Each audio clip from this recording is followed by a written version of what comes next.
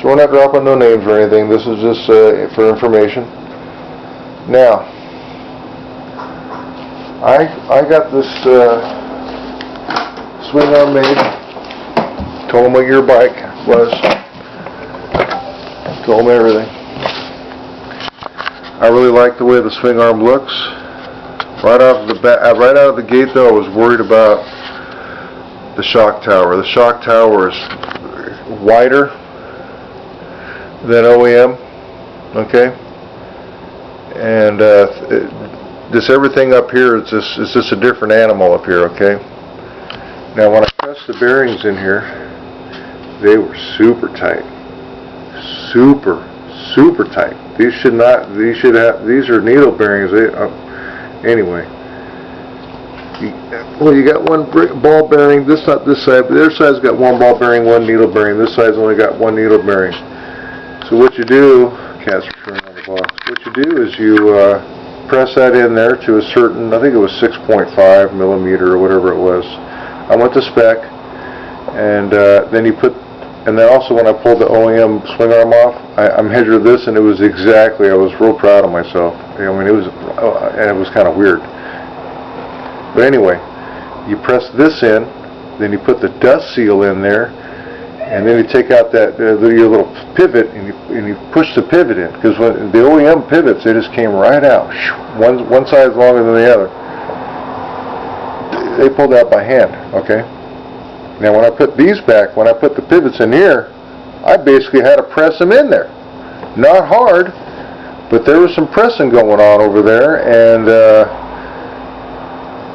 I didn't like that, because OEM in and out, in and out, in and out. Now, you know, when you weld this right here, everything shrinks, and I don't think this was CNC'd after it was welded, okay? And everything shrinks. So this side also over here, look at you guys, this side over here also, see, this is the side that's got the ball bearing.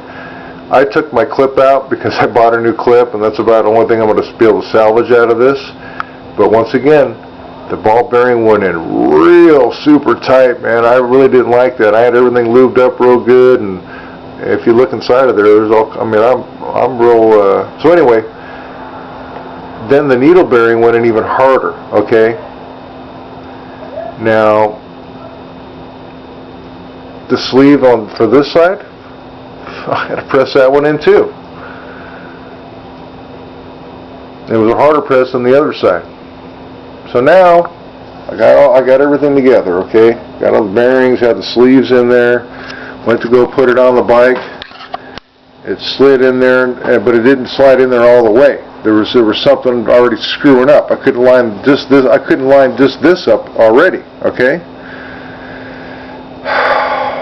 So what I did was I tried to get some motion out of it. I tried to bring it up and down, just to try to wiggle it in there, or whatever the heck was going on. Well, the shock tower, which is completely different configuration than OEM. I'm going to do another video of a side by side, because I got to pack this. So anyway, this is banging on my fender, so on my rear inner fender. So what I did is I took my raspy ass file and started just chunking shit everywhere. I was filing crap, and I was trying to make it work, and I got it to where this side, this is the left side. If you're looking at it, this is on the left side, okay? So I got it to where this side wasn't hitting, but now, this side's hitting the damn reservoir, or the overflow for the radiator. Oh my God. So there was just no way. And also, in my opinion, if something's wrong here, something's going to be really wrong back there. It's like a measurement. You have a 1/4 inch off somewhere, and then all of a sudden you're, 10 feet down, you're like 6 inches off, And I don't even know if this frame I don't even know what's going on back there. I think the workmanship is, as far as the welds and appearance, looks great. But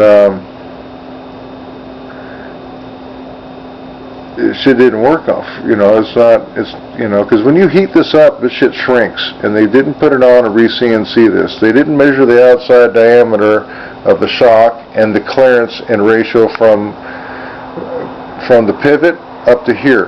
There's a mathematical equation you use, so no matter how good your shit looks, there's something wrong right there. But you know, I tell you what, the quality, you know, we're probably off maybe a half an inch or something here, maybe not even that. But I stayed up till 3:30 last night doing it too. I didn't even get any chance. I mean, I've had this thing powder coated. I sent it bare because I know a powder coater that I like to use, and you know, and he's a local guy, so I like to spread the love around, especially for our local guys. You know, and I didn't even get it. Man, I tell you, this is really disappointing because just pressing these in here,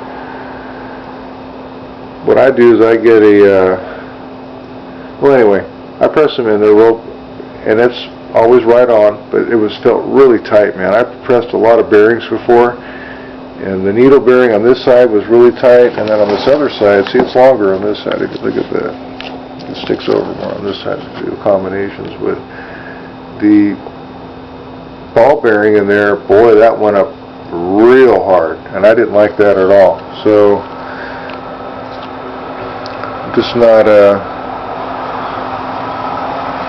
and I just ordered a new new rear fender. You shouldn't, when you get a swing arm, in my opinion, and what it should be, is that everything from the shock tower back is theirs, and everything from this part forward has to be OEM spec. I mean, this thing's a big old bulky. Look at that thing. That isn't really necessary, really. That's I think, in my opinion, that's an over.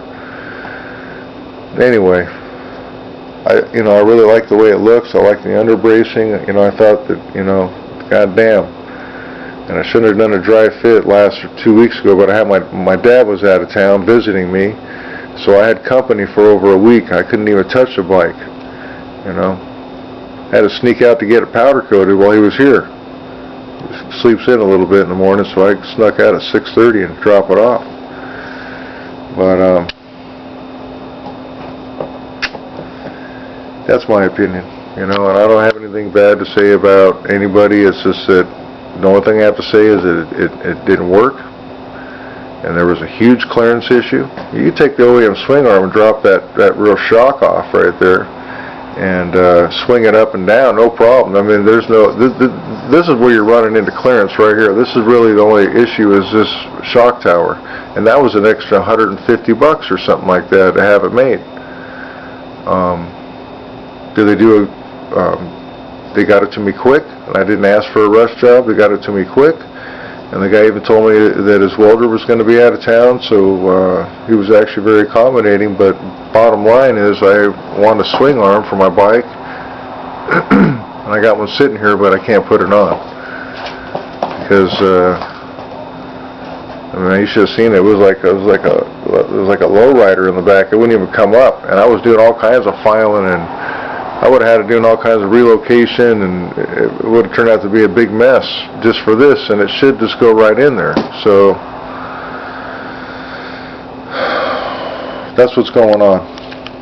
Just putting the sleeves in here, it should not. You should not have to force it. This, I'm going to tell you, this measurement inside of here is not going to be OEM. It's going to be off big time, and I'm going to measure it. I'm going to make another video side by side.